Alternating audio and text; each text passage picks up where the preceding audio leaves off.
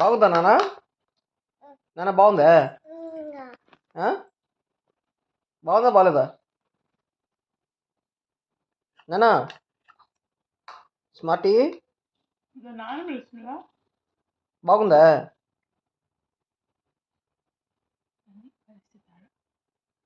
నీకు మీ నాన్నకు నువ్వు